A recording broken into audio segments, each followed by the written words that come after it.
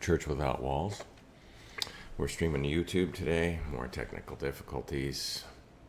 Do you want to run and tell Mom real quick that it should be on YouTube and she could maybe share that and then come back? Thanks, Poe.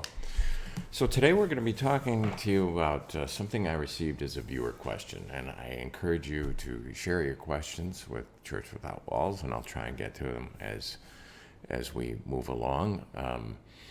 But this one is about devotions. I received a question from a loyal listener, and she asked what devotional books might I recommend.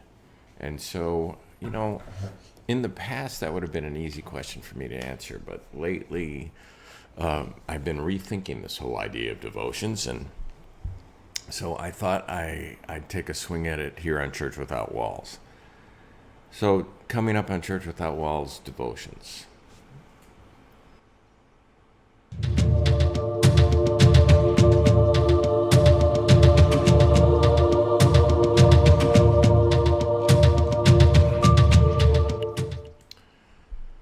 So I grew up kind of an evangelical background, and we went to a Baptist church when I was young, before my father became a pastor himself.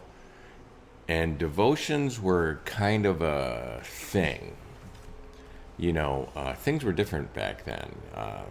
Early 70s. I wore a suit to church as a young man, and if you wore jeans or something or a t-shirt, you'd be looked at really funny, like you smelled bad or something. So things were a lot more formal back then.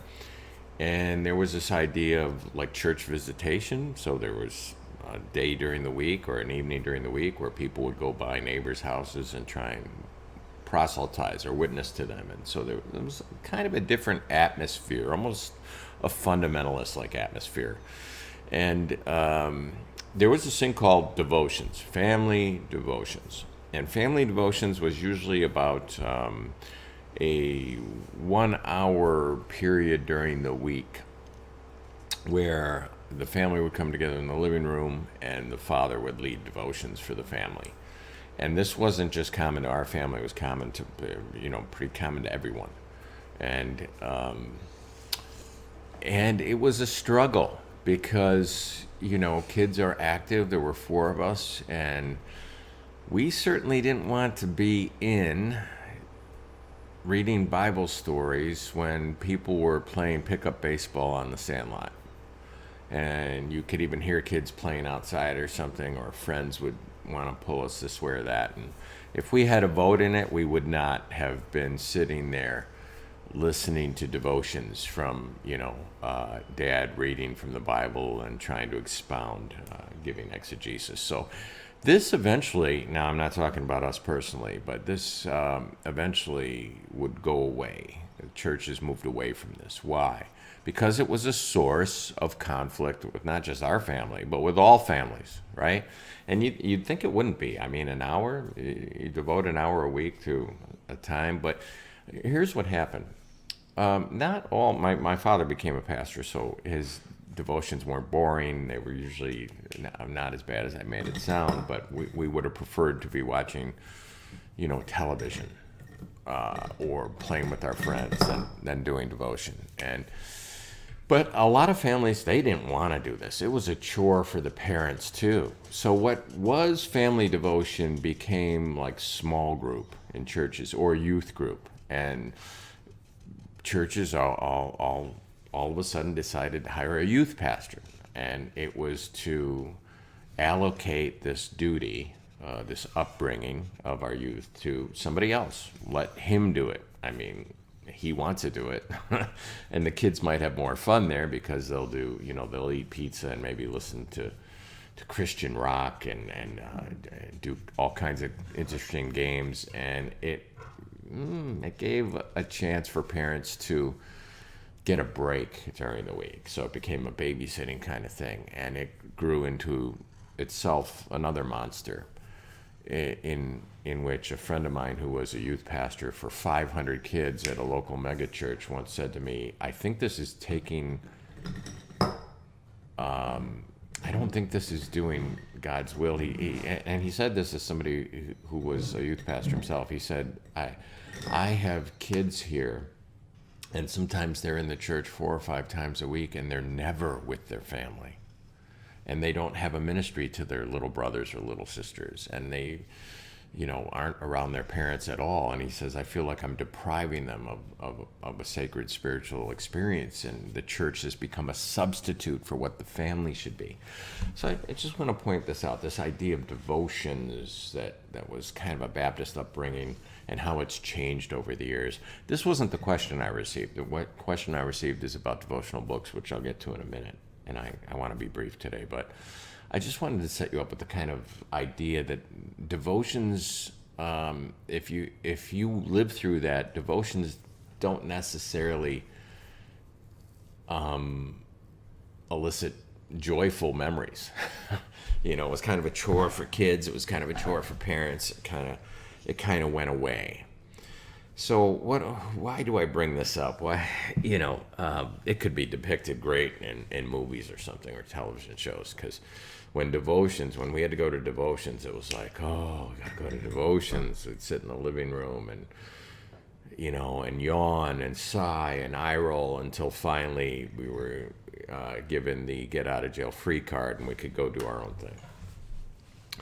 And, a lot of growing up is like this. You don't want to have to clean the garage on Saturday afternoon when the kids are, roller skating or skateboarding to the mall. I know a lot of childhood is doing things you don't want to do. That's part of growing up. It's part of responsibility, learning accountability. I get it, all this.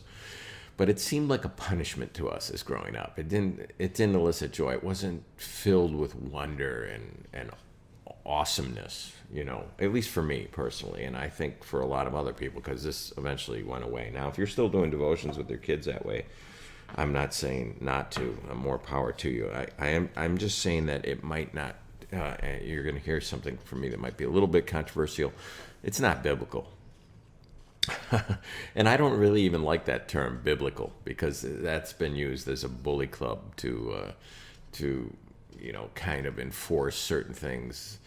And it's a dangerous supposition to say to try and be biblical, because the Bible can bring out, or justify crazy things with crazy people. You could kind of look in the Bible for what you want it to justify in your own life and memorize that chapter and verse to lord it over others. So I don't want to say it in that way, but I do want to share a passage with you that kind of exploits this idea of devotions being, over our morning coffee or 1 hour a week with our kids is kind of just too narrow.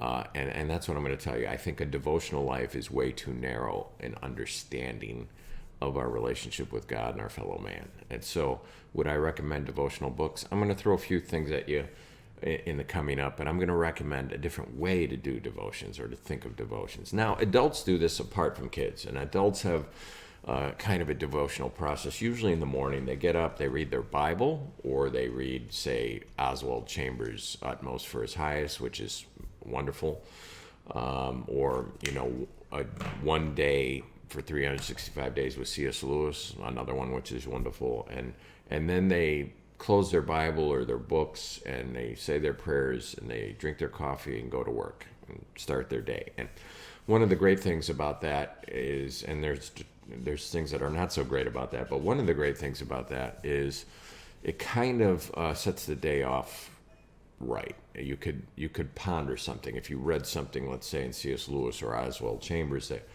that elicited wonder in you and made you think of God in a way that maybe you didn't think of yourself, that's great. And you could pray about it and you could think about it during the day, and it might have gotten you through the day.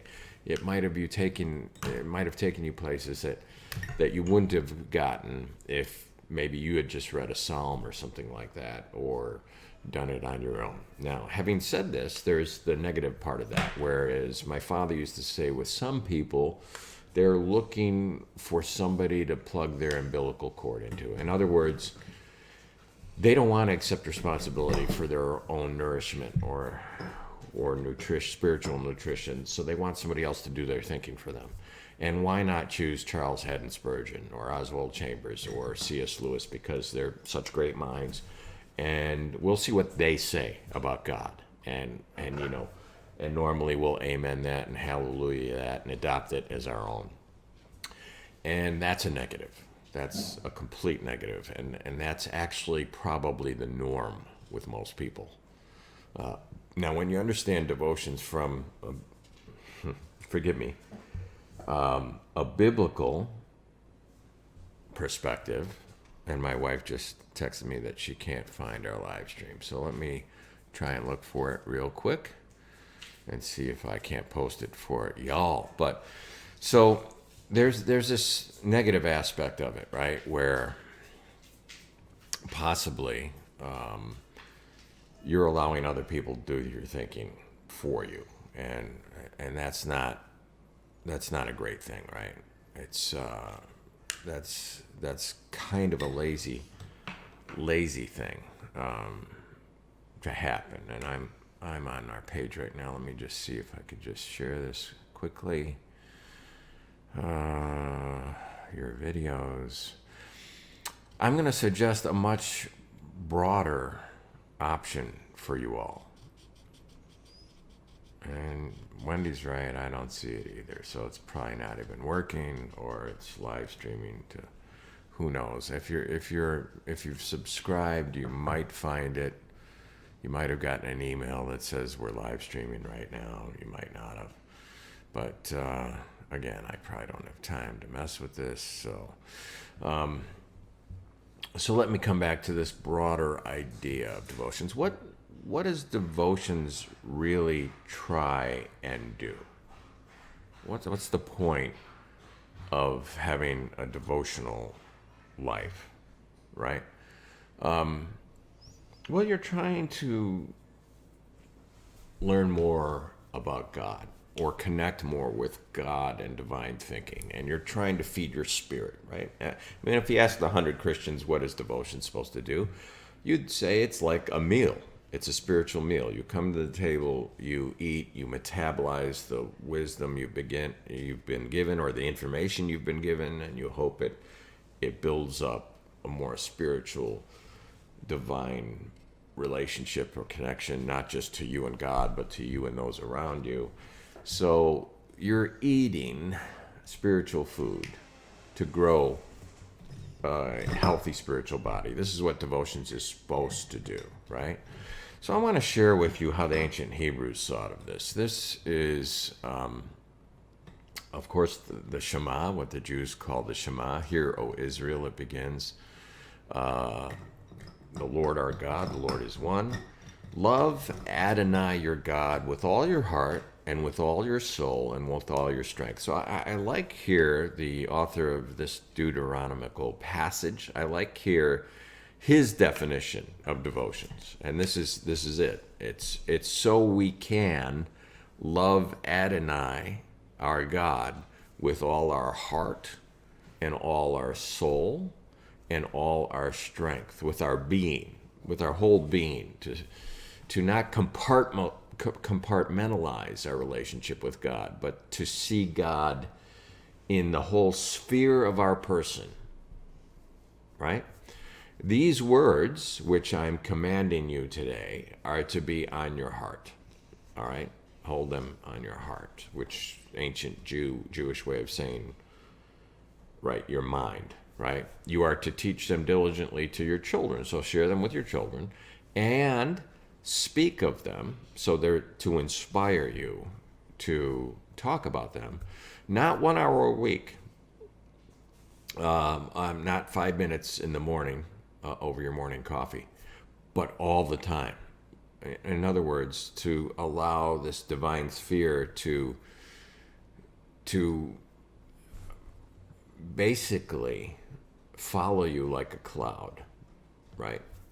Live in this sphere of divine awareness and speak of it when you sit in your house, when you walk by the way, when you lie down, and when you rise up. Now that pretty much encompasses a much broader idea of devotions than the typical evangelical view, right?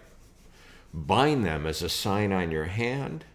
They are to be as frontlets between your eyes, and write them on the doorposts of your house and on your gates. Now, the Jews, modern Jews and ancient Jews, took this literally, and they didn't take it as it was meant to be taken, right?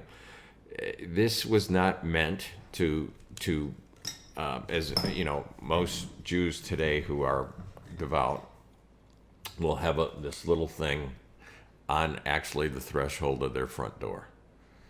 And they've taken a verse out of the Torah and they've rolled it up as a little scroll and they put it in. Now, if you go to New York, you might see some Hasidic Jews, and they actually might be wearing this box on their forehead, which looks really crazy, right? If you don't know anything about it, and you're like, well, what's that? And there's a verse in it. Now, okay, or something else on the body.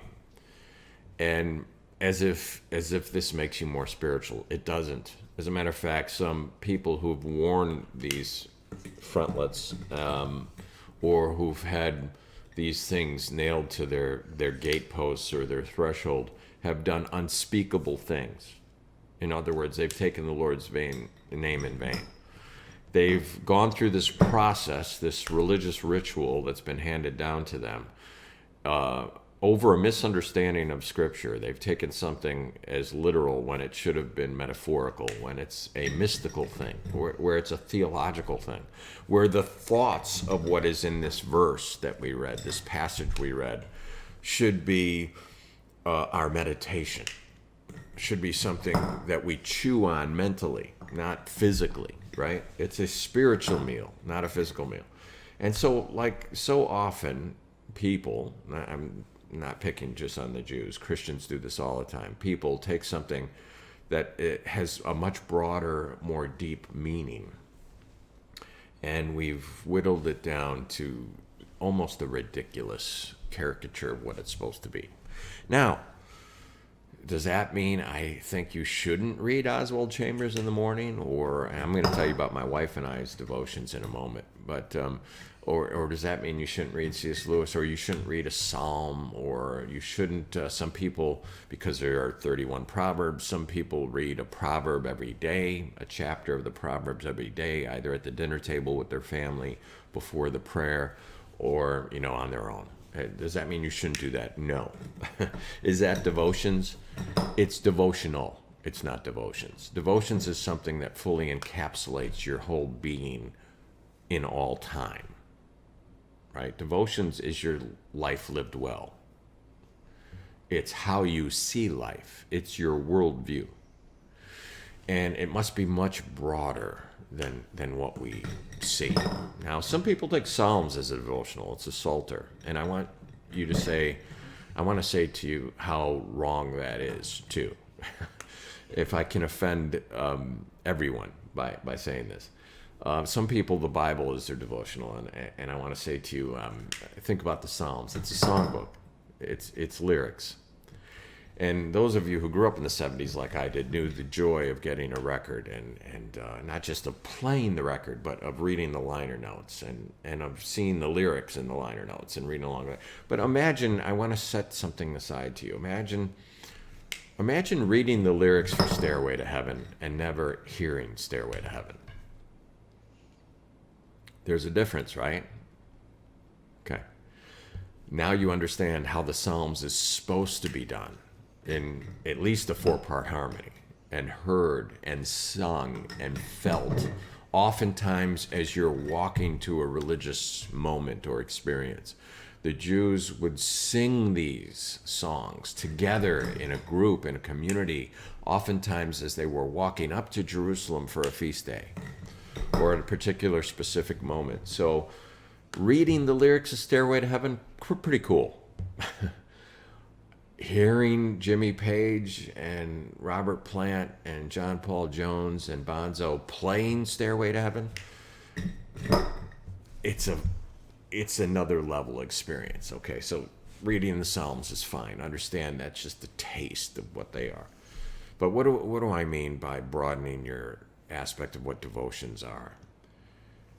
Rob Bell has written a book called Everything is Spiritual, and it's meant to say something that most Christians these days miss. Most Christians these days, when they think of church, think of a where and a when. Do you go to church? Yes, I go here, and I go at this time. They don't realize we are the church. So this idea, God telling people to build him a temple, like God lives in a house built by human hands. So you see in the Bible this conflict where God says build a temple, and other writers come along and say, no, God doesn't say build him a house because he doesn't live in a house. The universe is his house. The universe is his cathedral. The universe is his temple, which is what Genesis 1 is saying. And so you really think you could build a house for him to live in? That's what they tried at Babel.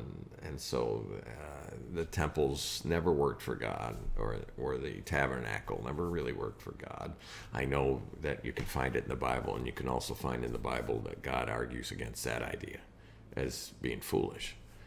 As you know, the people of God evolved in their understanding of God. So why am I bringing this up? If you reduce God to a place and a time, whether it's a Jewish temple or a synagogue or a church or a mosque or what have you, then you're basically saying that other times and other places aren't sacred. Right? If that time and place is sacred or hallowed, then nothing else is. But no, God is King of the universe. He's the creator of the universe. And that means that every place and every inch of the universe and every period of time is God's. All ground is hallowed ground in that view. And every moment is the Lord's day. Every day is the Lord's day. And every moment is an opportunity to reflect on that. And every meal is the Eucharist. Every meal is communion, is an opportunity for us to remember, to reflect, and to be grateful. Now, when you take this broader understanding of devotions, you don't reduce it to a book and a time. And if you have a book and a time that bring you joy, you realize that that's not your devotions. That's just a devotional moment that you're having, and that might inspire further moments throughout the day.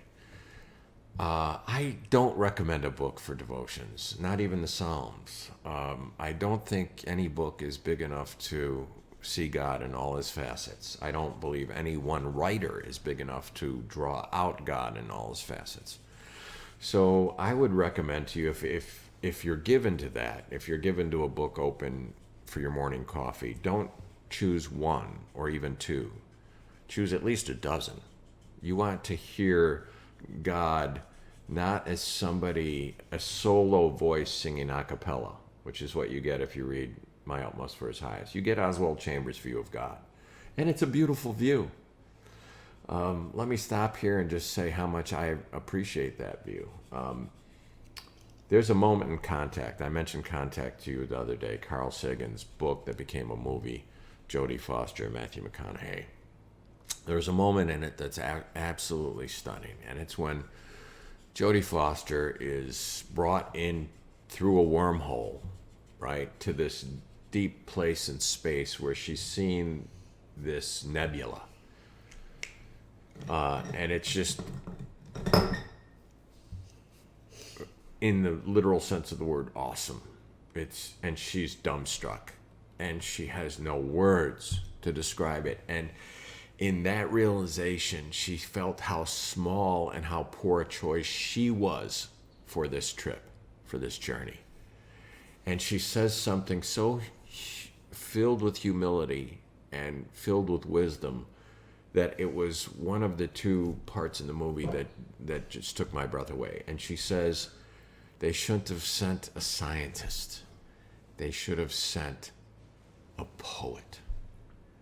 Because a poet might have words for this. And I don't have that expertise. She didn't say that second part. That's me thinking her thoughts live for you. She said they should have sent a poet.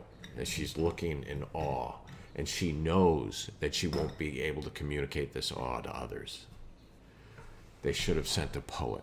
Well, in some cases, God does send a poet, and Oswald Chambers is a poet, and C.S. Lewis is a poet, and they're able to capture things for us that maybe we can't articulate, and that's why we appreciate them so much. And that's why we're willing to plug our umbilical cord into them here and there. But don't reduce your devotions to one voice, because God doesn't do a cappella solo voices. The Psalms are meant for choirs. God does community. God works in populations. God wants choirs. Look at Revelation when it says every tongue, or a tongue from every tribe and nation, will be singing together in harmony. I love that Coke commercial. If I could teach the world to sing in perfect harmony. That, to me, reminds me of that Revelation passage where the world will sing, right? Praises to our Lord in perfect harmony and in multiplicity of voices. And how wonderful it will be to experience that psalm. Yes? And so if I were to say to you, what should your devotional be? If you're given to having a book and a moment, over your morning coffee, then compile your own books. But don't narrow it to people writing about the Bible or people writing about God and Christ. That even is too narrow. I mean, if you have 12 books writing about the Bible and you switch a book every morning, that's better, but it's not best. You know what best is? Is realizing that our devotions are how we see the world and whether we see God in that world, not just on Sunday or 15 minutes over breakfast coffee or an hour with your children during the week, but when you wake up and when you lie down and when you walk and when you sit and when you work and when you relax.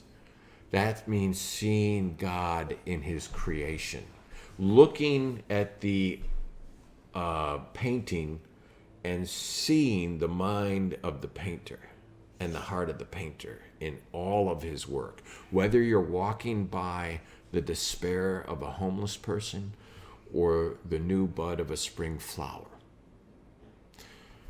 Teresa used to look at the poor, broken, despairing souls in the gutters of Calcutta and see God and see Christ. And those poor souls looking back at Teresa coming to them, right, with bandages and balm and just a divine smile behind a time-weathered, wrinkled face. They would see Christ in Teresa's coming. I'm going to share some devotions with you that I had this week. But if I could say anything to you, it's don't reduce devotions to a single voice or a single book or a single moment in your day. And if you take that single moment, chew on it all day and see where it takes you. But don't just think this is the gospel. Ask yourself, does this work? Right? Because not everyone bats 1,000. Not C.S. Lewis, not Billy Graham, not Rob Bell, not Oswald Chambers, not C.H. Spurgeon. I'm going to shock you here. Not even the Apostle Paul is big enough to bring out all those facets of God that words on a page just simply can't do. The delight of a child playing with something simple, seeing a puppy chase its tail. If you can't see God in his creation, where we're told the heavens declare the glory of God, if you can't see God in a shooting star, or in a wonderful or a less than wonderful sunset, then our vision is too narrow. Oh, I haven't gone to peytoncam in a while. Let's check in on Peyton. Ooh, I like what's going on here in peytoncam. This should be an interesting art supposal. We'll come back to that in a minute because I want to be short with you today, but I want to share a few devotions with you. One from the person who asked me about this question, devotionals. she doesn't know this, but she was my devotions about a week ago. I put up a post on the Sparrows Call, and I can't show it to you right now because we've had technical difficulties, but I'll describe it to you. And it was just a quote of a friend of mine, and my friend said, "The desire to give advice is itself a symptom of disapproval." John William McHale said that. My friend Michelle shared it, and I thought it was worth reflecting on. That was my devotions for the day. The desire to give advice is oftentimes itself a symptom of disapproval. You disapprove of the person that you really want to give advice to, right? As if you were the font of all wisdom, like Job's miserable comforters. Some people took offense to this because maybe they're given to giving advice to everybody, or maybe they just have seen people in their life have given them advice that they're really grateful for, or there's been opportunity for them to give advice to students or to children that needed it. And so they read this more narrowly than it was meant to be read, and there was a little back and forth on that. And then all of a sudden, Gail S. came to the picture, and she shared something that I'm going to share with you now. Is it here? It's not there. Is it here nor there? I sound like not in a house with a mouse. Here it is. I'm going to share it with you. So Gail said, in response to this quote, she said, "I never say, quote, my advice to you is. Rather, I say, quote, may I suggest something from my own personal experience? And then let them decide with their own personal convictions. I think suggestions is a better way to put it, and it gives one to look at different options, but then puts it back on them without intimidation, to possibly help them grow to make their own personal decisions based on their very own convictions, whatever the circumstances may be." Just saying. This was Gail S. That was her response to the original quote and to the back and forth that was going on about that original quote. And Gail, you don't know that till this moment, but that was my devotions for the day. And even for longer than that, I still contemplate on what you said and what great wisdom it contained. And so we need to think broader about our daily devotions. And so I would say this to you. My brother gave me a book called The Great Thinkers, and it was filled with quotations from different people. And it went alphabetically, but you could read, for example, Abraham Lincoln on one page, and you could read Solzhenitsyn on another, and Schopenhauer. It wasn't just Christian voices. It wasn't just, modern voices. Plato was in there, and so it had collected great quotes from the great thinkers, the ones celebrated as great thinkers throughout time, Einstein and so forth. And I remember the joy I had when I first got this book. I couldn't put it down. I loved to look at these quotes from people I knew, and most often people I never knew. And sometimes I'd read a quote and it would want me to learn more about this person because they had touched a nerve in me, or they had, sounded,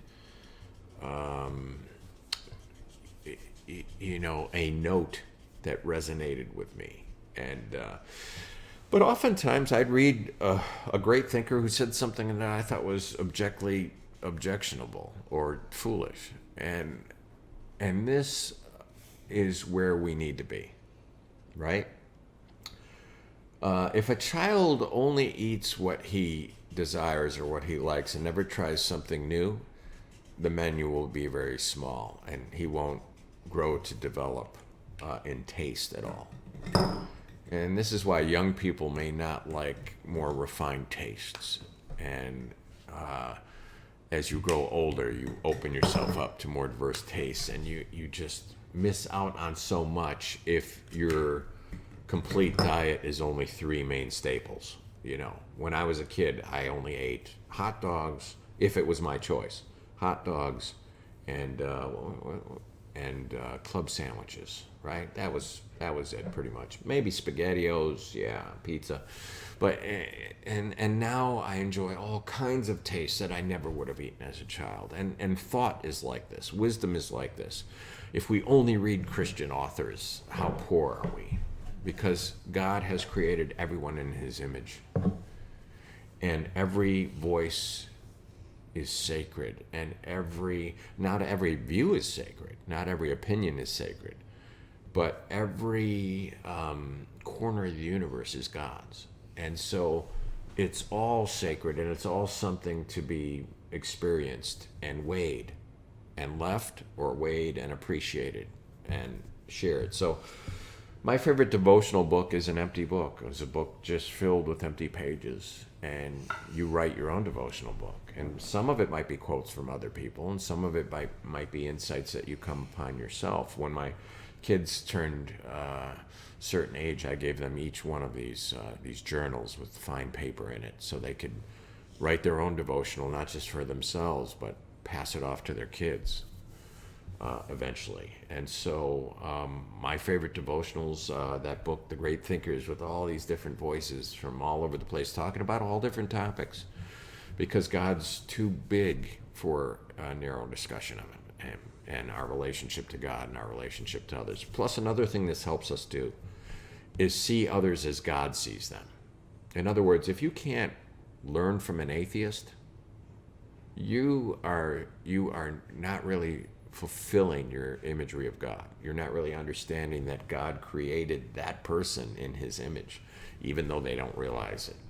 And they may be sharing truth, and an awesome truth that allows you to be grateful to God for it, that you might not hear from your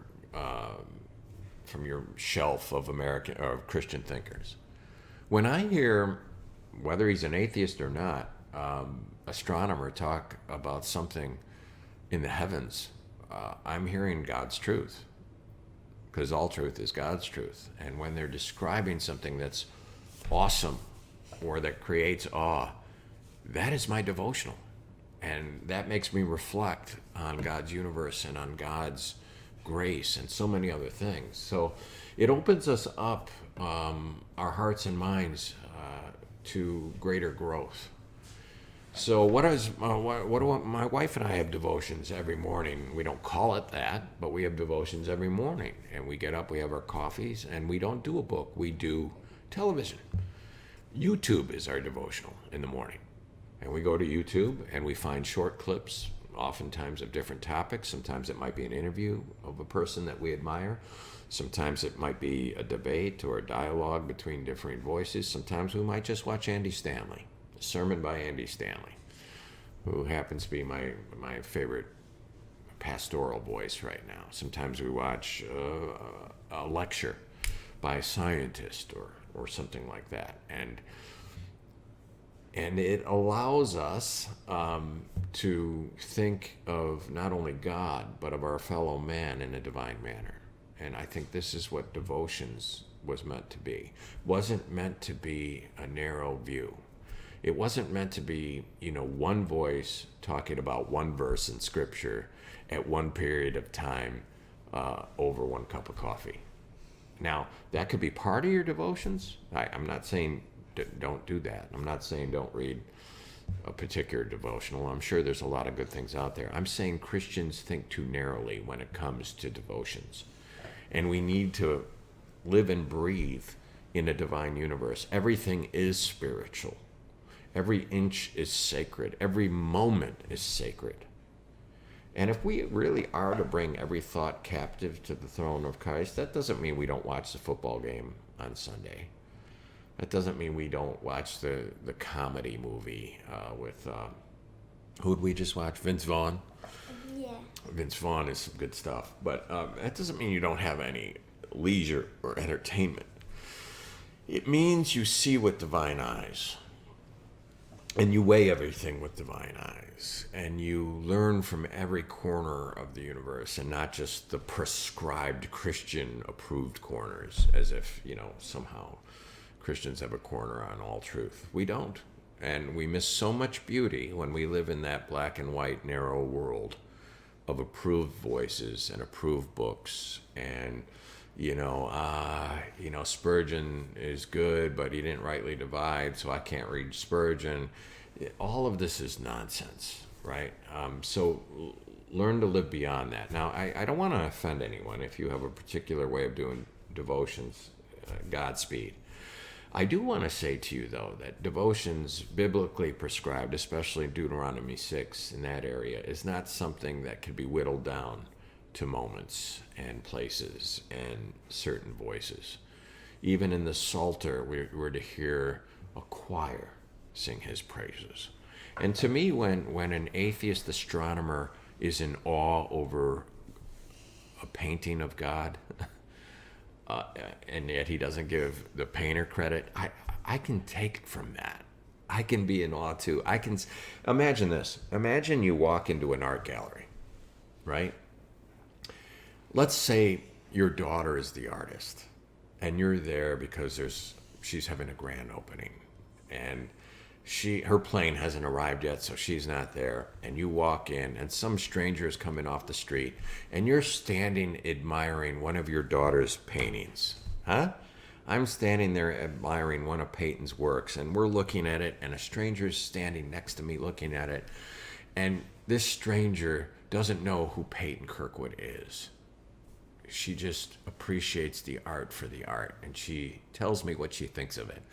And she tells me what she thinks it means. And she tells me how it inspires her, and how maybe it got her through her divorce, or it got her through a tough period of time, and how she bought a print of it and it hangs above her desk. So when she's down and she needs encouragement, she looks up at it. Would I think less of her because she doesn't appreciate my daughter for who she is or for what she accomplishes?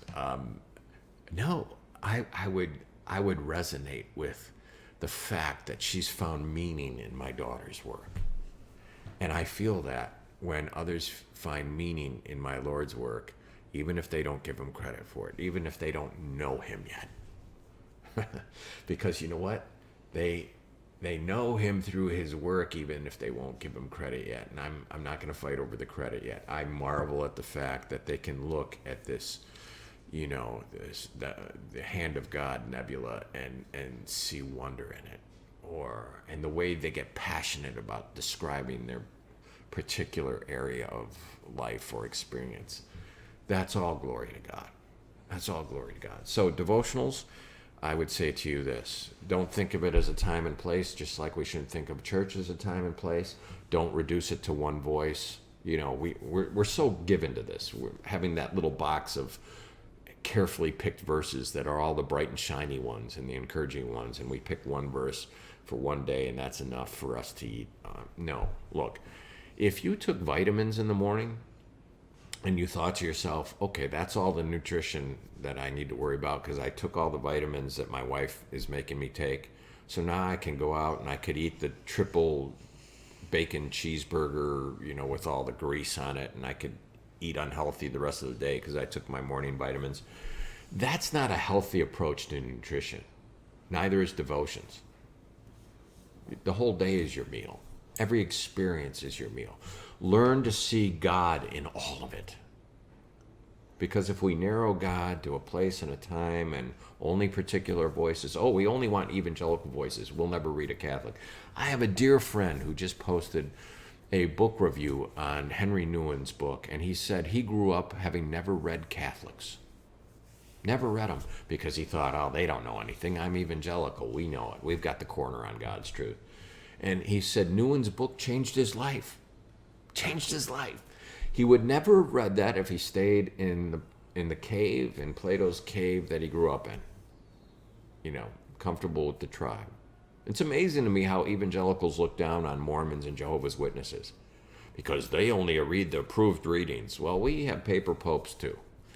And I've met people dispensationals who say, don't read Spurgeon or don't read so-and-so because they don't rightly divide. You're absolutely nuts if you talk like that, think like that. You're absolutely crazy. You've whittled God down into a small little idol that's pathetic. That's pitiful. Break free from that nonsense. And appreciate God in his fullness. And so that's what I wanted to say today. So don't reduce God to a book. Don't make it a chapter and verse book. It doesn't have to be a book about the Bible. It doesn't have to be a book about God and Christ. You can find devotions in reading Carl Sagan. You haven't read Contact? Read it. You can find devotions in reading, poetry or reading historical fiction. And your devotion might be in your garden. You can find reason to reflect on other things that you've learned maybe from the Bible or from other Christian voices as you're tilling the soil, because that's a sacred duty, right? As you're doing a chore, maybe a chore that you didn't really want to do, cleaning out the garage, find the devotional nugget there and reflect on it.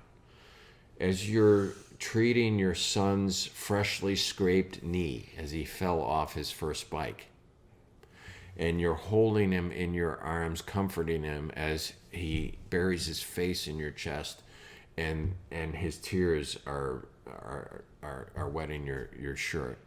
And you think of that passage in the Old Testament where it says, as a mother who comforts her own child, so does Adonai comfort Israel, right? That'll make you cry. Expand your horizon when it comes to devotions. And if you're only reading Chambers or Lewis, add about 10 more authors to that. And don't make all of them your particular tribe, right? Read Newen if you've never read a Catholic, or Anselm. I've found God in reading atheists and in listening to skeptics. It'll make you a better listener also. Devotions should make us a better listener, not just a better communicator. So open your mind beyond the church walls, beyond the devotional little calendar appointments, beyond the prescribed voices that this guy's okay, this guy's not okay. God created you to live a fuller life without you having to plug your umbilical cord into somebody else. Now, there are voices that make things richer. There's those poets who should have seen the nebula, who could describe it better to us. And I love C.S. Lewis. So if C.S. Lewis isn't on your shelf, probably should be. I think he's the greatest apologist since the Apostle Paul. Not just in this century, in the last century. I think he's the greatest Christian apologist since Saul of Tarsus. He's worthy of your reading. Maybe he's not your taste. Maybe he's too high for your taste, and you prefer somebody else. But you know what? That's all I have to say this morning. Now, Miss eye-rolling, sighing, yawning. Dad, I didn't sleep well last night. I woke up in the middle of the night and then had to go back to sleep. And I'm putting you to sleep. Well, let's look at what you got, kid. It looks like you've got, is that pepperoni pizza? What kind of pizza? Pepperoni pizza. Here's some Dr. Pepper. What was this? Scented root beer. There's some root beer. And over here is orange. No, that's where the fries are. Orange, fries, gum. Gum for afterwards, because you're going to have bad pizza breath. Yeah. I'm trying to find it, but this camera's delayed and everything. So when I say it, it comes later. So here's the pizza, fries, gum, orange, root beer. This one has ice in a cup. Not enough ice. You're not my child. If you were my child, that cup would be full of ice. I'm starting to wonder about you, kid. Dad. Yeah. Okay, here's the remote. Here's some TV. Oh, we're watching TV. What are we watching? This Is Us? I think it's a sports channel. Oh, it's a football? They're playing football. Okay. And here's your phone because Dad's always on his phone, on Facebook. Oh, boy. That sounded like a criticism. Was that a gentle rebuke? God bless you, folks. I hope I didn't offend anyone. My wife said you're going to offend everyone when you talk about devotions. YouTube is one of the greatest devotionals that you could imagine. Voices from all over the world, topics from all over the world of interest, in small snippets, in small bites. I can't recommend it enough. Is that too modern for you? Well, that's all we've got to say today. We'll see you next week. Thanks for watching.